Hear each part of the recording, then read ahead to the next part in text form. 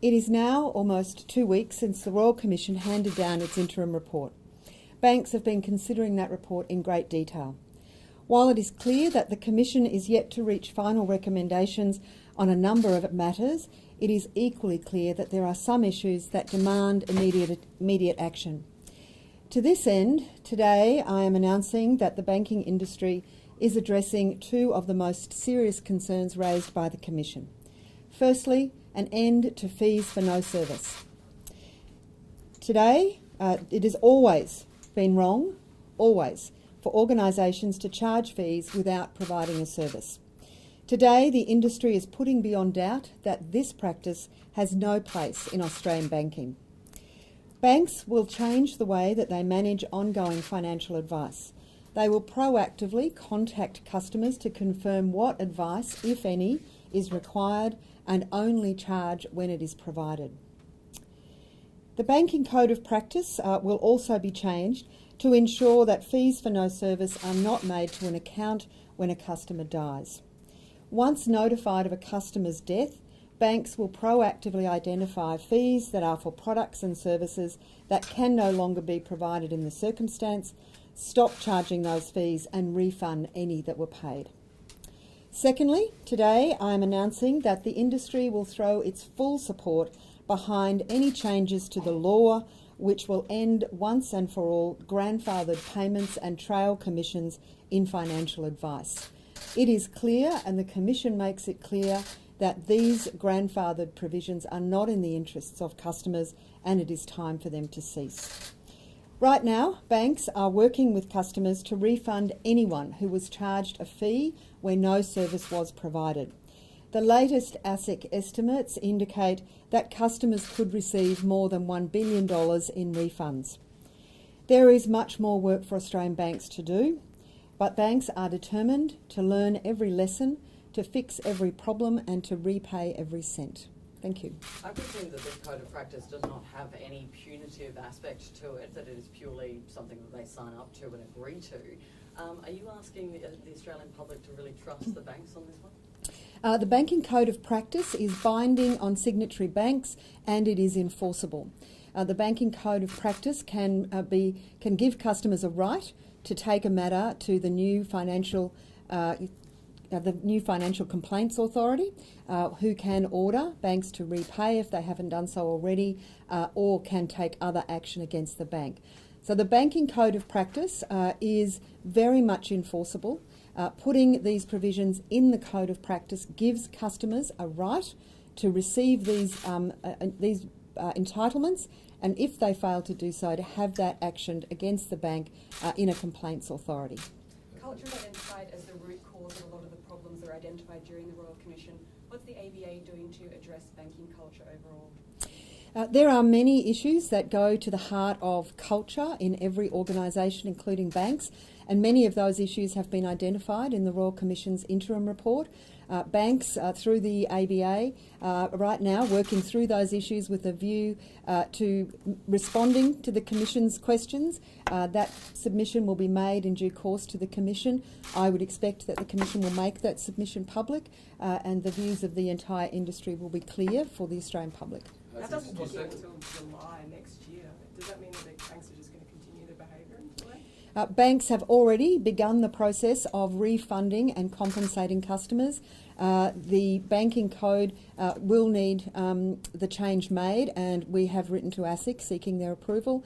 But banks can start doing this right now, and many banks are in the process, as I said, of already compensating customers who've been affected. There is more work to be done in that compensation area, but banks will not be waiting till next year, and they won't be waiting on the Royal Commission report on this issue of fees for no service. It is over, and banks have started the process of refunding customers. On the issue of fees to the dead, what are your estimates on the amount that's been charged to dead people, and how does that money get paid back practically? Is it to an estate or otherwise? Look, I'm sorry, I'm not in a position to give you an estimate on that. I just don't have that data. What I can say is that when somebody that you love dies, it may be a matter of 24 hours before you tell the bank. It may be a matter of weeks or even months before a bank is notified. In those circumstances, sometimes fees may be charged because the bank is simply unaware that the person has died. However, the code will make absolutely clear that the minute they are notified, they will go through the account and any fees that should not have been charged will be refunded. And that is an entitlement that customers have. Banks fail to do it. That's a matter that they can have enforced. We were told fees for no service was pretty minor initially. It's now blown out to almost $1 billion. Does it concern you that we don't actually know the extent of the fees for the dead, given the capacity to draw fees, especially from superannuation funds that are sitting there? What we know is that there have been fees charged for no services in literally thousands of cases, and that it is totally and utterly unacceptable. It's always been unacceptable, it's always been wrong, and when something is just wrong, we should just fix it. And that's what today is about. What does it say about the banking industry in general that it's taken this long for the governing body to put a line through fees for no service and say we can't do it, especially after criminal charges have been floated in Royal Commission hearings? I mean, you've known about this issue for a while now. Why does it take this long? ASIC has been looking at the issue of fee for no service for some time.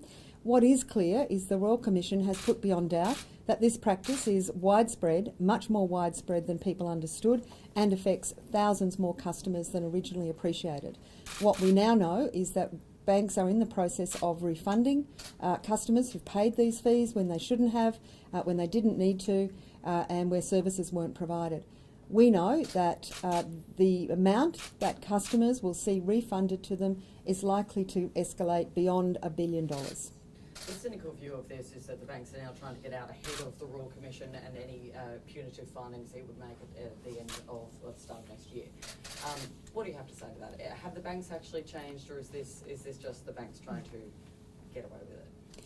I don't think there's any doubt whatsoever that Commissioner Hayne has conducted a very thorough, a very tough and a very rigorous examination of banks, and I think we would expect to see the final report front up to tough issues in the same way that the interim report has. Commissioner Hayne's interim report makes one thing very clear when it comes to fees for no service, and that is, in his words, it is just wrong. And if it's just wrong, then we should just fix it. This is one where we don't need to wait to be told to fix it.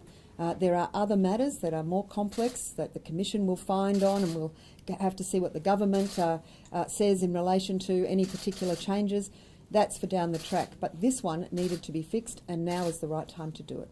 Should we expect any further changes to the Code of Practice post the Royal Commission, especially considering small business loans, when the reviewer you hired to do it, Phil Curry, called your excuse to reduce the debt ceiling down to $3 million from $5 million weasel words, and you have Kate Carnell coming out against it as well. And even AFCA in its consultation last year said small business loans should be classified as anything up to $5 million. Should we expect changes in that regard as well, or not? There are a number of issues affecting individual customers as well as small businesses raised in the interim report. Banks are currently working their way through the detail of that. These two were absolute standout items that needed immediate action. Many of the other issues require more thoughtful and careful and rigorous time to get the right response. We will make that response to the Royal Commission on the date that it's required by, at the end of October, and that will be, I would expect, in the public arena for everybody to see the bank's position on these things. On the issue of grandfathering, as it stands, for example, the Commonwealth Bank yesterday said it would pay back those grandfather commissions, but they have to actually continue to pay those commissions to those financial advisors because they're obliged to do so under the contract. What does it take for legal changes? What changes actually need to be made in order to stop those payments? Is it just a matter of introducing a bill to Parliament saying these payments no longer need to be made? The payments concerned, or the payments in relation to grandfathered provisions, are protected by those grandfathering arrangements in sections of the Corporations Act, and it would be required for the government and the opposition to support legislation that would remove those protections.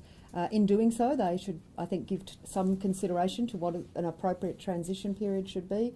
But I think after 5 years, it is time for them to end.